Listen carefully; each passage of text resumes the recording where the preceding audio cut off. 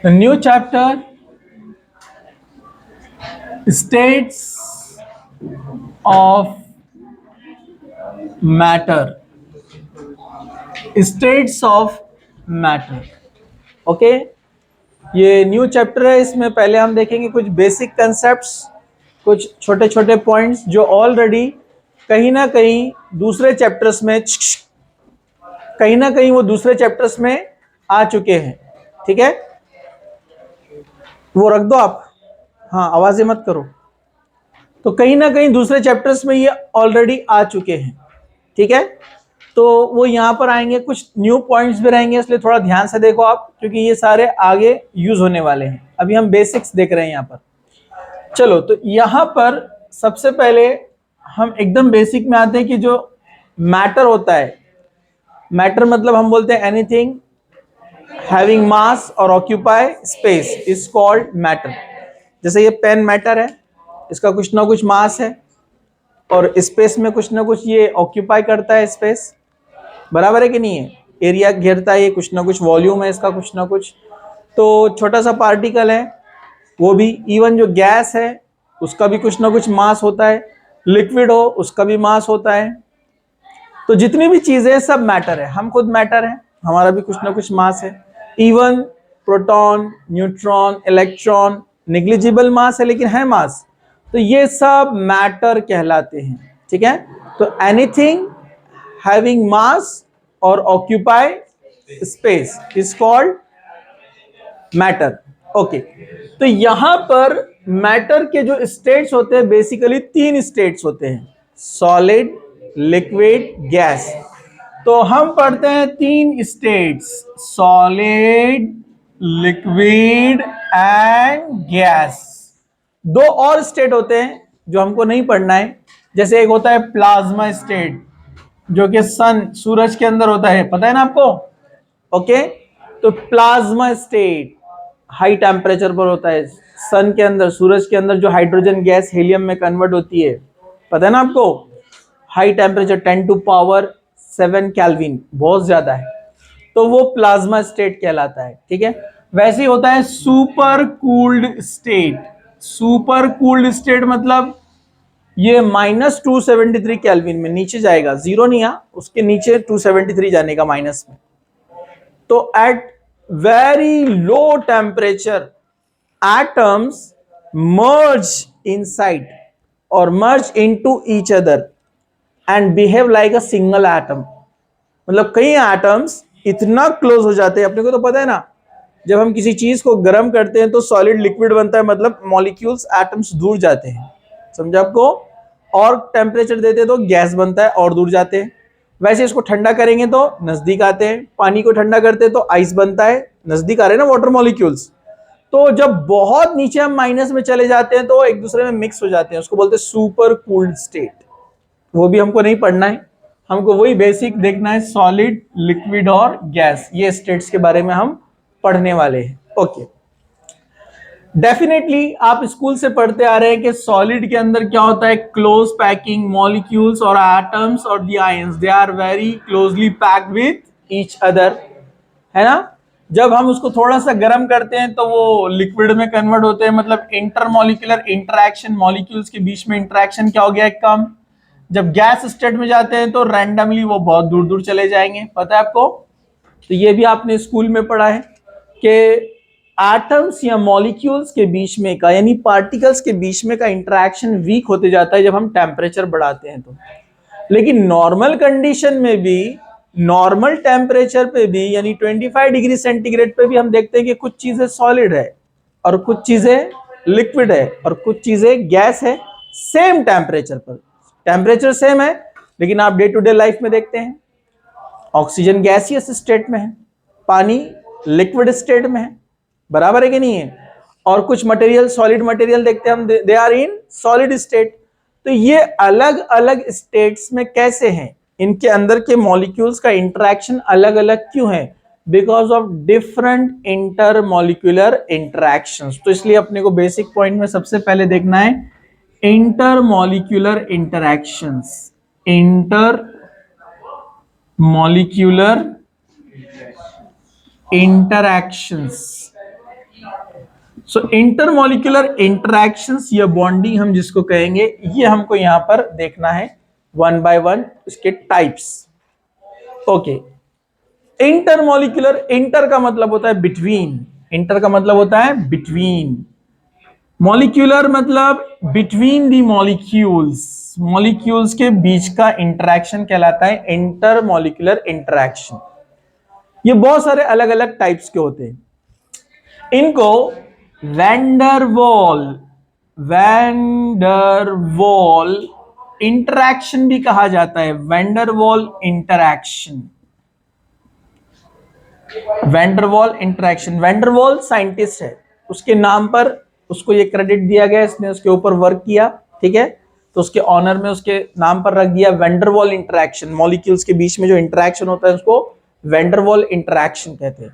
तो van der Waals interaction बहुत अलग अलग टाइप के होते हैं, ठीक है। जैसे एक वैंडरवॉल इंटरैक्शन होता है इंड्यूस्ड इंटरैक्शन, इंड्यूस इंटरैक्शन जिसको लंडन फोर्सेस भी कहते हैं, ये फ्रिट्ज लंडन नेम है साइंटिस्ट का, ठीक है, उसको लंडन फोर्सेस या इंड्यूस इंटरैक्शन भी कहा जाता है, ठीक है। तो इंड्यूस इंटरैक्शन एक्चुअली क्या होता है? इंड्यूस बोलते हैं किसको है? इंड्यूस कहते हैं किसी चीज को उभारना, बढ़ाना, एक तरफ रागिब करना, एक तरफ शिफ्ट करना, उसको बोलते हैं इंड्यूस्ड। समझा आपको? जैसे आपने पढ़ा है ना induce electrical field, induce electrical field मतलब इलेक्ट्रॉन उस तरफ मूव हो रहे हैं, इलेक्ट्रिकल करंट उस तरफ मूव हो रहा है, समझा आपको? उसको आप इंड्यूस बोलते हैं। उसी से बना हुआ ये इंड्यूस इंटरैक्शन यानी लंदन फोर्सेस। तो ये क्या होते हैं इंड्यूस इंटरैक्शन या लंदन फोर्सेस हम जिसको यहां पर कह रहे हैं? It is found in between atoms और नॉन पोलर मॉलिक्यूल्स। ये नॉन पोलर मॉलिक्यूल्स या एटम्स के बीच में होता है। जैसे फॉर एग्जांपल हम एक एटम लेंगे तो उसमें एक न्यूक्लियस है और इलेक्ट्रॉन है जो कि निगेटिव चार्ज है। दूसरा एटम लेंगे आप, उसमें भी एक न्यूक्लियस है और इलेक्ट्रॉन है। तो इनमें वीक अट्रैक्टिव फोर्सेस तैयार होते हैं, लेकिन ये दूर दूर से नहीं हो सकते, ठीक है। इसमें कम से कम आपको डिस्टेंस चाहिए 500 पिकोमीटर। 500 पिकोमीटर के अप्रोक्सीमेट अगर रहेगा उतना नजदीक एटम तो वहां वो इफेक्ट शो करेगा। लिटिल इंटरैक्शन या लिटिल अट्रैक्शन बोलेंगे हम उसको। क्या होता है ये लिटिल इंटरैक्शन और अट्रैक्शन? अब ये इलेक्ट्रॉन है, यहां पर ये न्यूक्लियस है, तो डेफिनेटली ये न्यूक्लियस किसके तरफ भागेगा? इलेक्ट्रॉन की तरफ। स्लाइटली मूव होता है उसकी तरफ, तो उसको इस तरह से शो किया जाता है।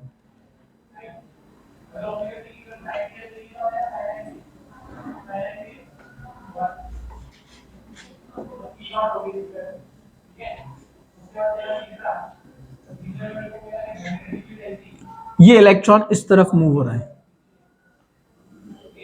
ये इंड्यूस इफेक्ट शुरू हो रहा है यहां पर, इंड्यूस्ड इफेक्ट।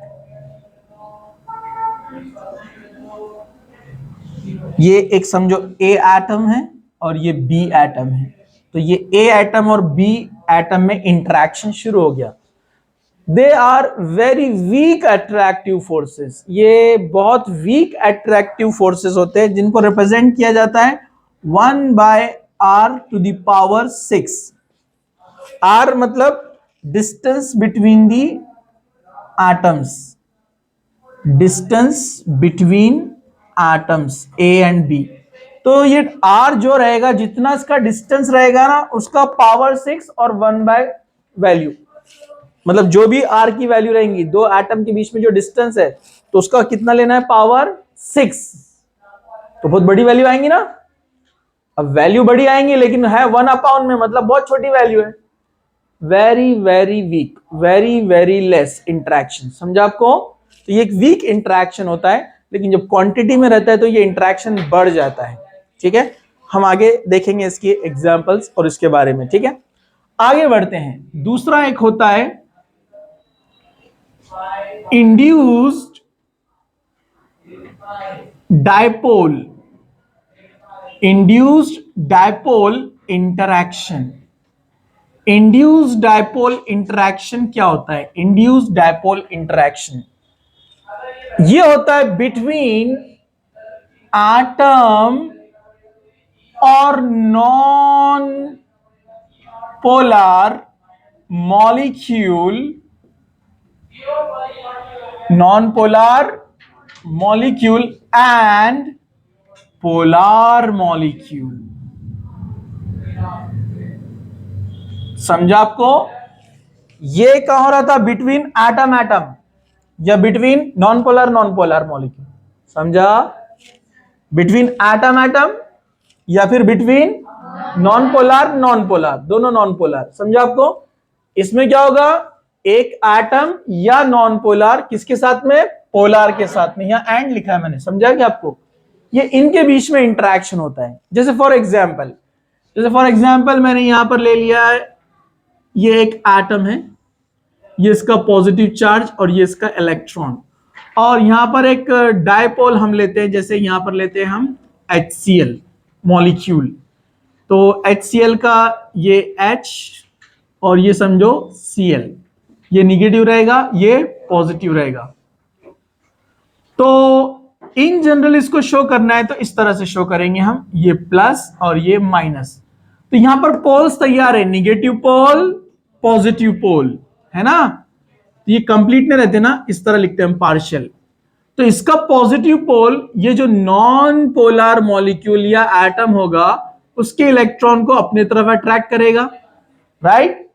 तो अगर इसको हम देखेंगे तो इसका इस तरह से इलेक्ट्रॉन डेंसिटी इस तरफ बढ़ेगा, इस तरफ मूव होगा ना ये, क्योंकि इसका पॉजिटिव सेंटर उसको खींच रहा है ना। तो ये कौन है? Polar molecule. और यहां पर क्या हो रहा है? इंड्यूस्ड इफेक्ट, मतलब temporary interaction, temporary movement of charges. Charges का टेम्पररी मूवमेंट हो रहा है यहां पर, लिटिल बिट। समझा आपको? तो एक एटम या नॉन पोलर मॉलिक्यूल का पोलर के साथ में इंटरैक्शन होता है तो कहते हैं इंड्यूस्ड डायपोल इंटरैक्शन। समझा? तीसरा, फर्स्ट, सेकंड और ये third.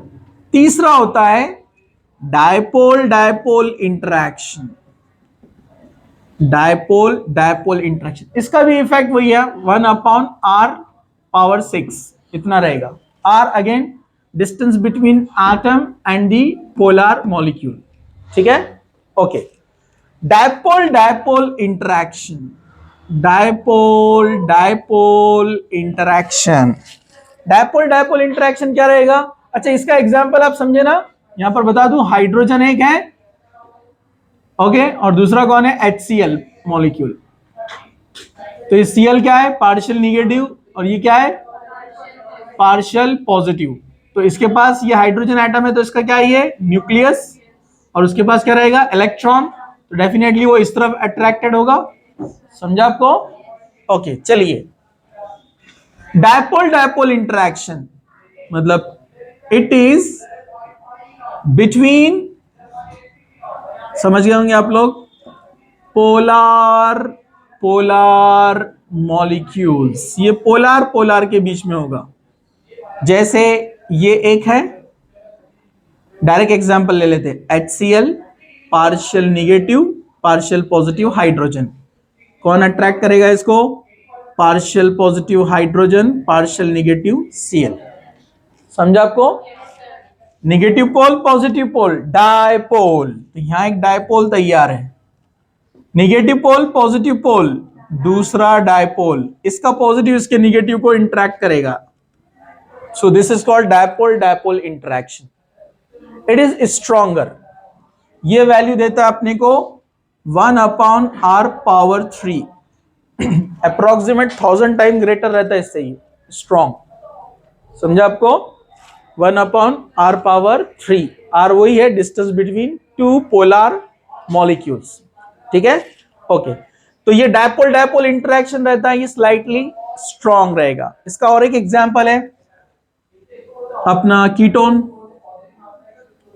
C double bond O CH3 O C CH3 CH3, partial negative oxygen partial positive carbon, partial negative oxygen partial positive carbon, इसका नेगेटिव इसके पॉजिटिव को इंटरेक्ट करता है, इसका पॉजिटिव इसके नेगेटिव को इंटरेक्ट करता है। समझा आपको? तो ये भी डायपोल डायपोल का एग्जाम्पल है। और फोर्थ वाला है वेरी इंपॉर्टेंट, ऑर्गेनिक में बहुत काम में आएगा, हाइड्रोजन बॉन्ड।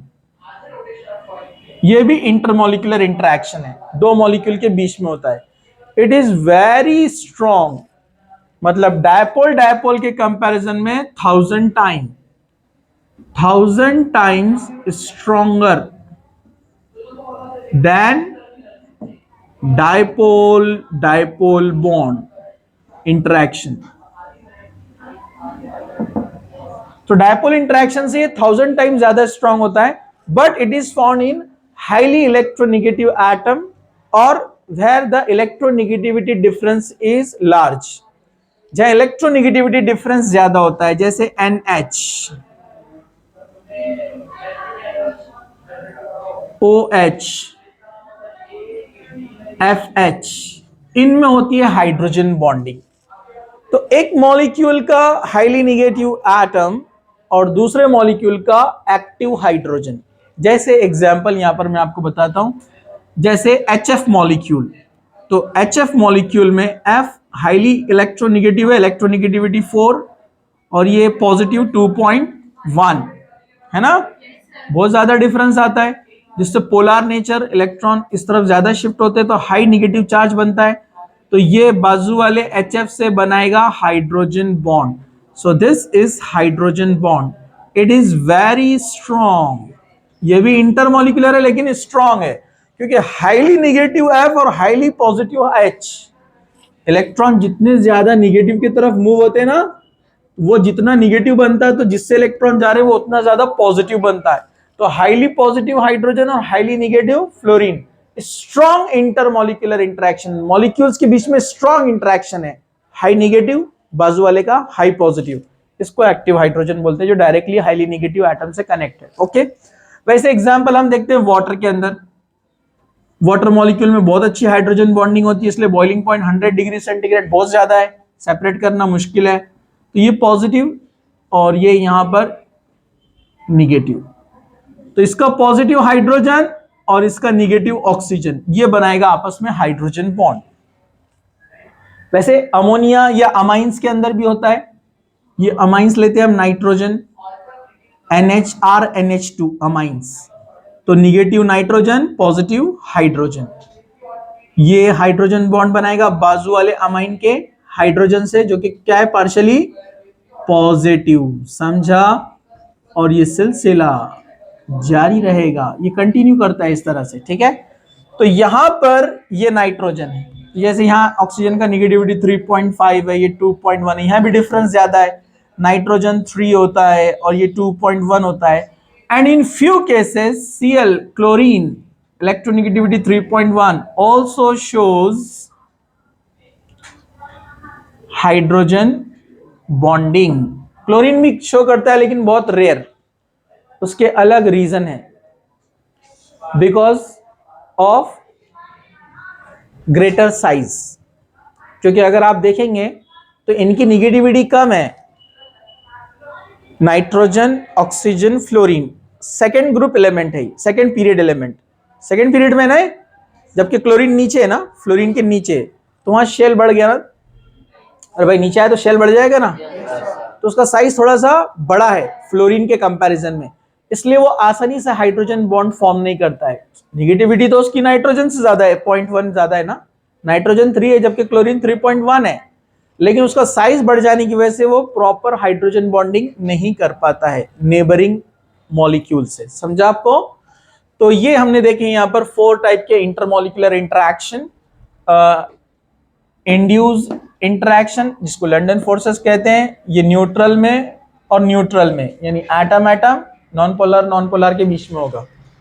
दूसरा है इंड्यूस डायपोल, ये न्यूट्रल एटम या नॉन पोलर मॉलिक्यूल, और साथ में कौन आएगा, एक पोलर।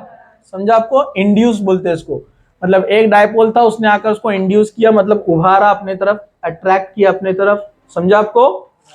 और तीसरा है डायपोल डायपोल, जिसमें ऑलरेडी दो सेंटर रहेंगे पॉजिटिव निगेटिव, इसमें भी दो सेंटर रहेंगे पॉजिटिव निगेटिव, मतलब बिटवीन पोलर पोलर, दोनों पोलर रहेंगे। पोलर मतलब डायपोल डायपोल। समझा आपको, जब पॉजिटिव पोल और निगेटिव पोल एक साथ होते हैं, ठीक है। तो ये डायपोल डायपोल रहेगा इसके, ठीक है। और उसके बाद hydrogen bond, induce London force और इंड्यूस डायपोल, ये जो है तकरीबन सेम स्ट्रेंथ होता है इनका, नियरली सेम, ठीक है।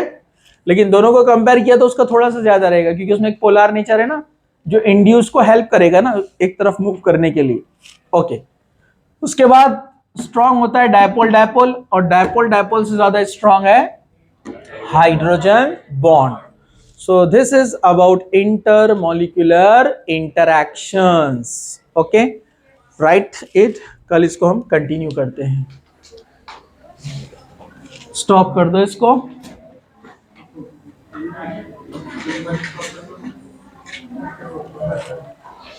फोटो ले लिए।